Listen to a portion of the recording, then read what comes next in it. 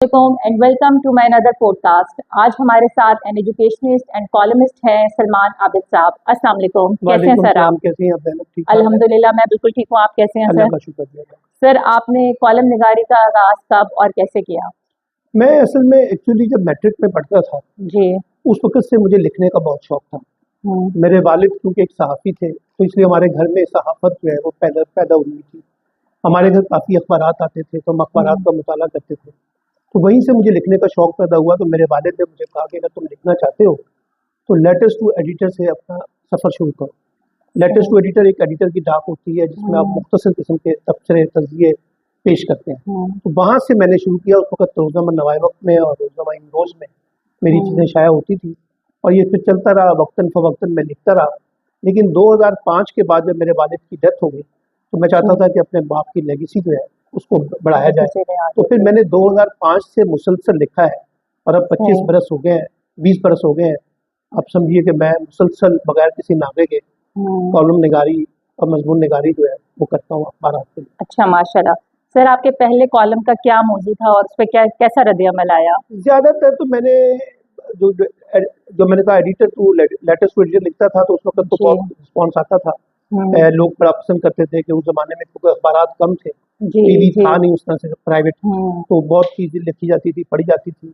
लेकिन मेरे कॉलम जो है वो शुरू में मेरे वालिद एडिट किया करते थे। फिर एक वक़्त वो आया जब मैं नवाए वक्त में लिख रहा था तो उन्होंने मुझे कहा कि अब एडिट करने की ज़रूरत नहीं है मुझे, तुम अपने कॉलम भेजना शुरू कर दो। तो वहाँ से मुझे फिर लगा कि जैसे मैंने लिखना शुरू कर दिया और मेरा उस वक़्त का जो कॉलम था वो महाज़राई के सियासी इम्कानात, तो वो मेरा पहला कॉलम आप समझ लीजिए था जिसमें मेरे वालिद ने मुझे कहा कि इसके बाद अब तुम्हें एडिटिंग जो है ना मुझे देने की ज़रूरत नहीं है और खुद से भेज दिया करो। और फिर मैंने भेजना शुरू किया और पिछले 20 बरस से मैं मुसलसल लिख रहा हूँ। ज़बरदस्त, नाइस।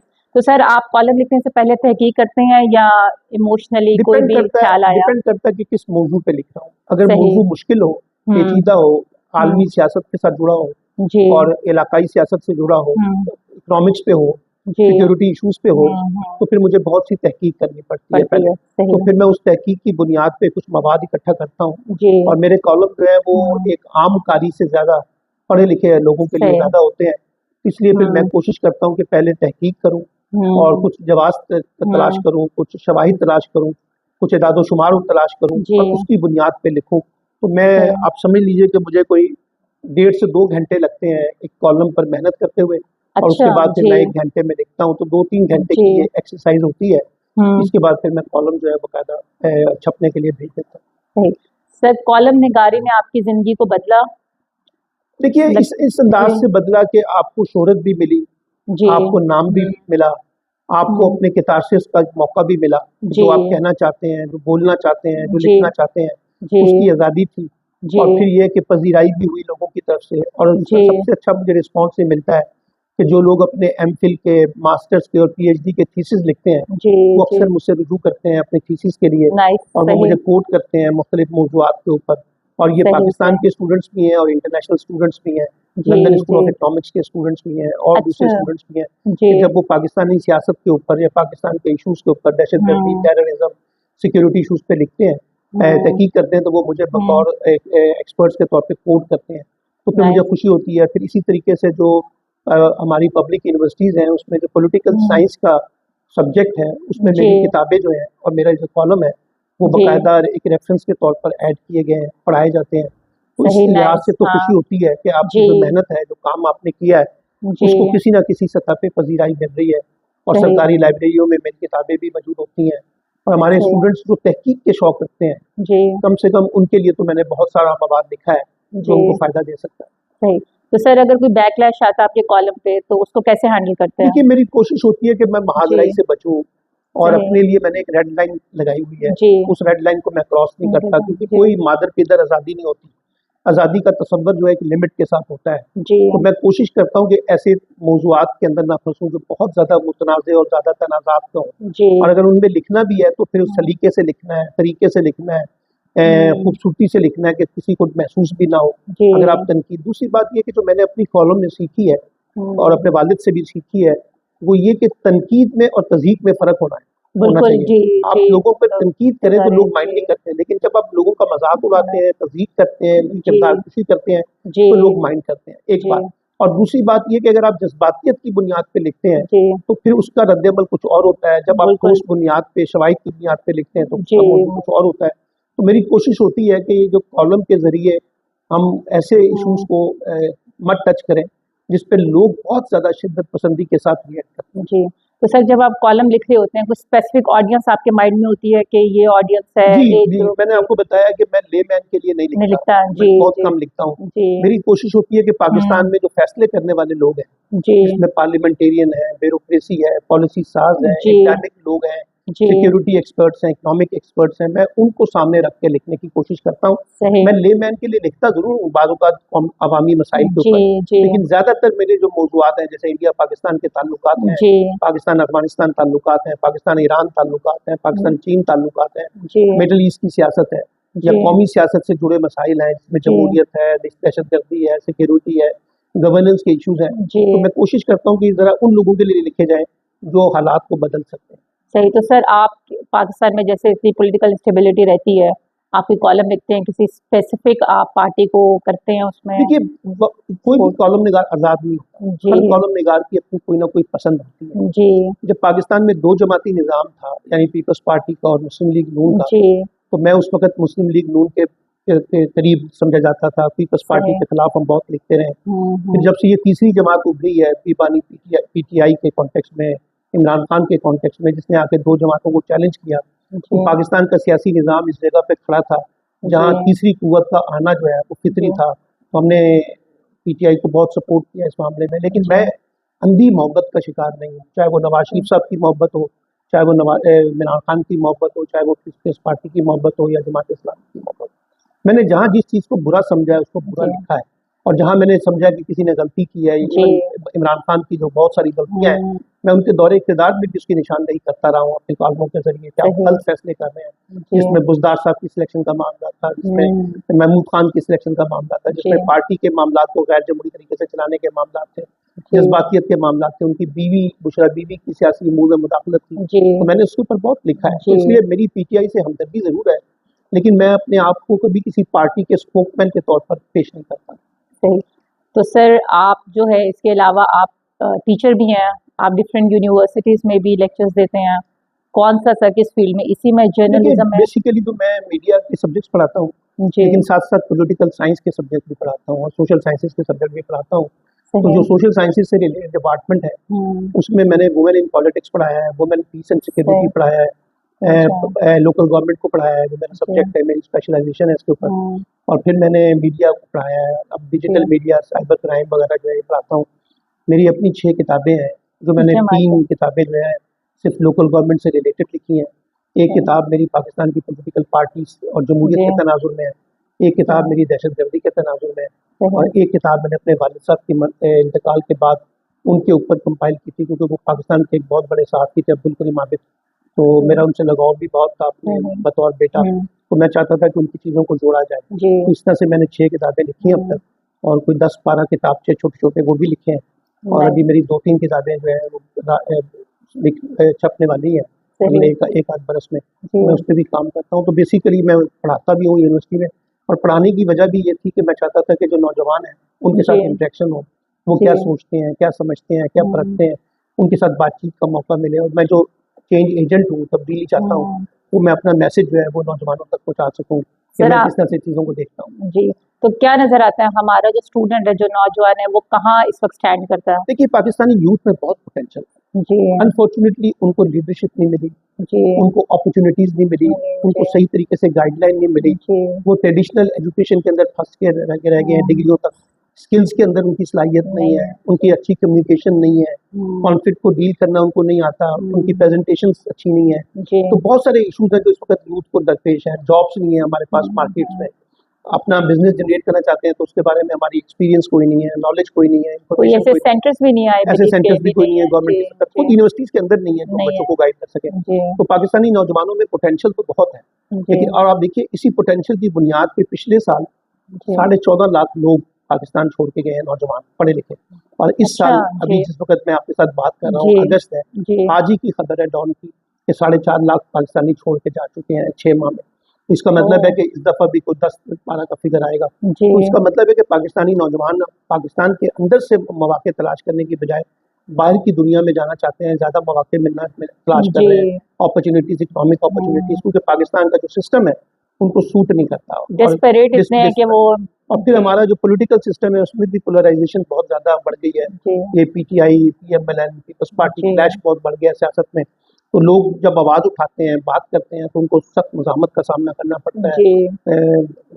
उनको आवाज़ दबाने की कोशिश की जाती है, उनको कुचला जाता है। जो रिसेंट हमने टाइम में देखा है। तो इसलिए भी नौजवान काफ़ी बददिल हैं हमारे निज़ाम से, हमारी हुकूमतों से, हमारी रियासत के इदारों से, और उनके लिए यहाँ अपॉर्चुनिटीज़ नहीं है, और ख़ासतौर पे लड़कियों के लिए तो बिल्कुल अपॉर्चुनिटीज़ ना होने के बराबर है।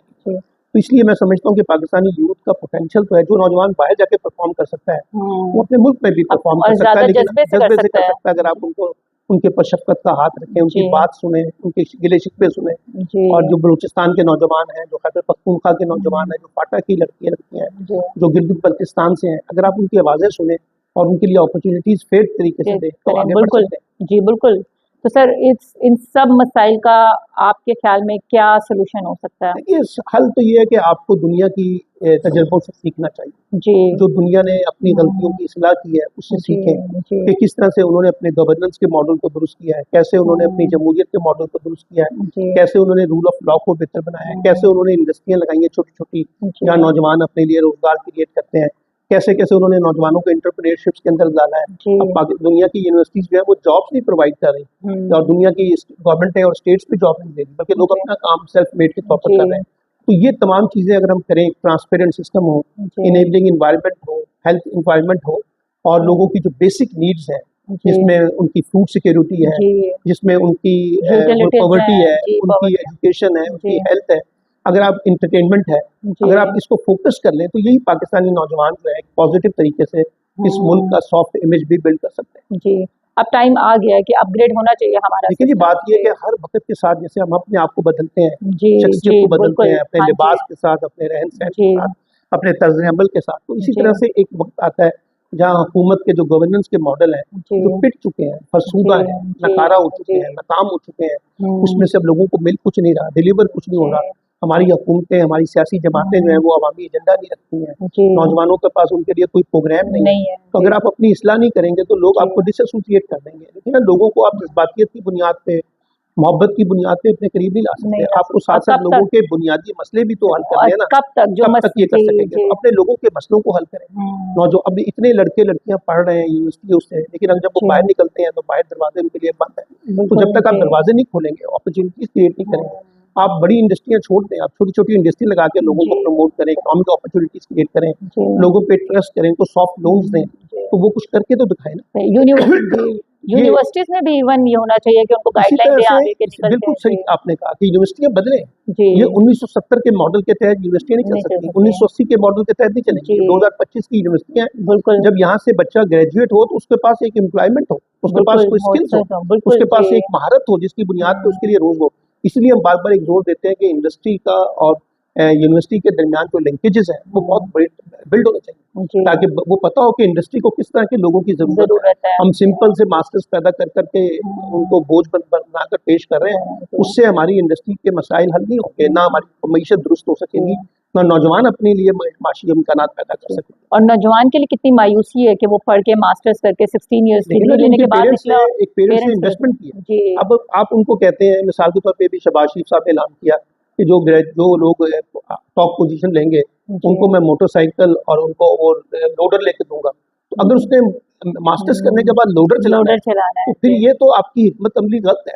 आप बच्चों को बाइज्जत रोजगार दें, उनके लिए ऐसे रोजगार पैदा करें जो उनकी डिग्री से मुताबिकत रखते हो, लोगों को खुशी हो कि हमारे लिए एक बाइज्जत रोजगार है। लेकिन आप अगर लोगों को चैरिटी में, खैराती मंसूबों में डाल के लाइनों में लगाकर उनकी तज़ीक करते हैं, उनका मजाक उड़ाते हैं, तो उससे तो तरक्की नहीं होती। कितना अनफॉर्चुनेट है। और ये यूनिवर्सिटियों को बदलना होगा कि यूनिवर्सिटीज अपने मेयारात को बदलें, अपनी क्वालिटी को बदलें। आजकल जो नई स्किल्स आई हैं डिजिटलाइजेशन के कॉन्टेक्स्ट में, आर्टिफिशियल इंटेलिजेंस के कॉन्टेक्स्ट में, उसको बेहतर बनाएं, अपनी लैब्स को बेहतर बनाएं, अपने लिए नए सेंटर्स बनाएं जो लोगों को रोजगार दे सकें। वरना तो फिर ये यूनिवर्सिटियां बेमानी हो जाएंगी। और आप देखिए ना, पिछले 2 साल से पब्लिक यूनिवर्सिटीज में दाखिलों की शरह जो है कम हुई है जी और प्राइवेट यूनिवर्सिटियों में लोग अब दाखिला नहीं लेते क्योंकि उनको लगता है कि यूनिवर्सिटियों की तालीम से हमें रोजगार नहीं नहीं मिलेगा। वो मिलना शॉर्ट कोर्सेज करते हैं और जी शॉर्ट कोर्सेज करके बाहर चले जाते हैं या कहीं पर काम करना शुरू कर देते क्योंकि अनएम्प्लॉयमेंट रेशियो इतनी ज्यादा है, बहुत। कितने डिसअपॉइंट हो गए हैं। हैं। अब आप देखें ना, 44.7 वर्ल्ड बैंक की रिपोर्ट है, पाकिस्तान में अंडर द पॉवर्टी लाइन है।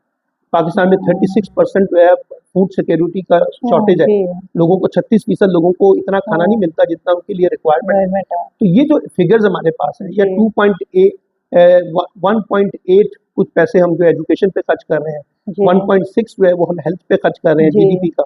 इससे कौन सी तालीम बेहतर होगी, इससे होगी कौन सी बात सेहत बेहतर होगी? जी कितने और 65% नौजवान है, उनके लिए आपके पास क्या कोई प्रोग्राम ही नहीं है, कोई नहीं है। खाता ही नहीं है, कोई हाँ रोड मैप ही नहीं है। जी मैं समझता हूँ ये बहुत बड़ा डायलेमा है पाकिस्तान के लिए जी और एक बहुत बड़ा चैलेंज भी है कि इतना बड़ा, इसी वजह से जो हमारे नौजवान हैं जब उनको बाइज्जत चीज़ें नहीं मिल रही हैं तो वो इंतहा पसंदी की तरफ जा रहे हैं, जी बगावत की तरफ जा रहे हैं, रियासत को चैलेंज कर रहे हैं, फौज को चैलेंज कर रहे हैं, हुकूमत को चैलेंज करते हैं।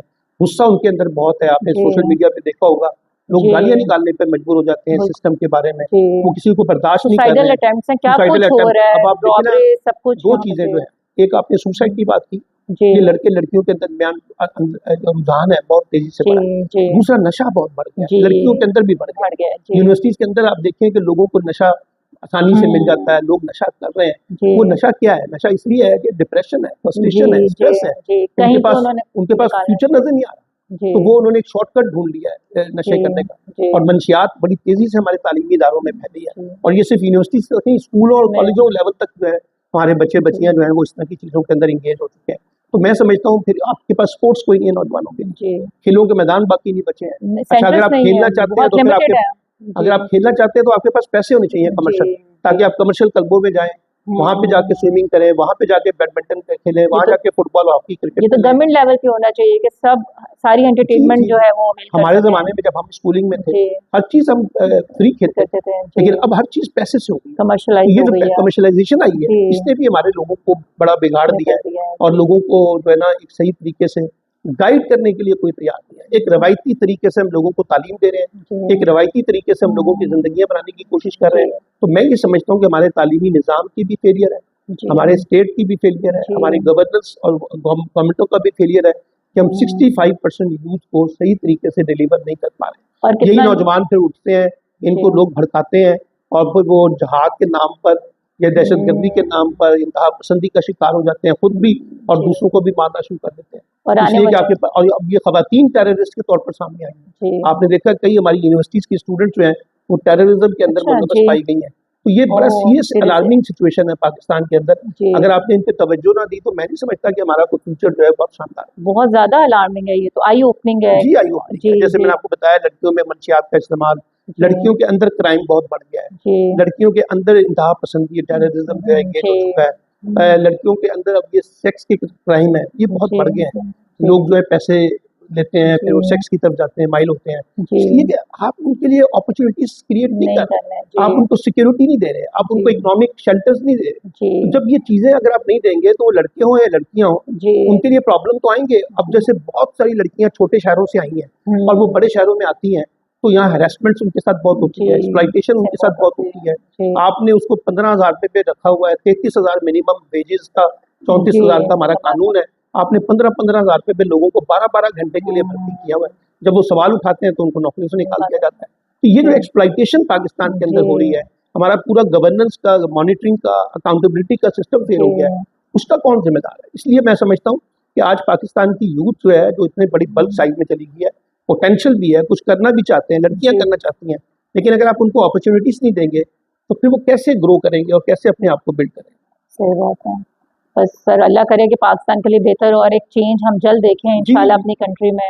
अब अपनी मदद आपके तहत तो कर रहे हैं नौजवान, जी बड़े बेशुमार नौजवानों ने अपनी जिंदगियां बनाई जी हैं, जी उन्होंने अपनी अपॉर्चुनिटीज तलाश की हैं, अपने लिए नए इम्कानात पैदा किए हैं। जी लेकिन एक जिससे होता है ना कि गवर्नमेंट अपॉर्चुनिटीज क्रिएट अपॉर्चुनिटीज है करती है, एक जी माहौल बनाती है, स्टेट एक बनाती स्टेट है एक जी माहौल बनाती जी है। आप खुद कनाडा में रहती हैं, जी आपको पता है कि वहाँ की स्टेट्स माहौल बनाती हैं, बिल्कुल जी इन्वायरमेंट्स क्रिएट करती हैं, जी सोशल प्रोटेक्शन को इंश्योर करती बहुत हैं। ज्यादा तो जी अगर आप वो नहीं करेंगे तो फिर किस तरह से जी लोग स्टेट के ऊपर और गवर्नमेंटों पर ट्रस्ट करेंगे? जी सर हम बिल्कुल आप सही कह रहे हैं और हम दुआ गो हैं और कोशिश भी करेंगे जो कंट्रीब्यूट कर सके करें बिल्कुल। पाकिस्तान के लिए और इंशाल्लाह हम जल्द चेंज देखें अपने आने वाली जो जनरेशन है उनको बेटर पाकिस्तान दें इंशाल्लाह। कोशिश तो ये। जी sir, thank you so much for your time. आपका भी बहुत बहुत शुक्रिया कि आपने मौका दिया जी, आपके साथ मैं अपनी बात कर सकूं। जी नहीं, थैंक यू सर। मिलते हैं किसी और पॉडकास्ट में। टेक केयर, अल्लाह हाफिज।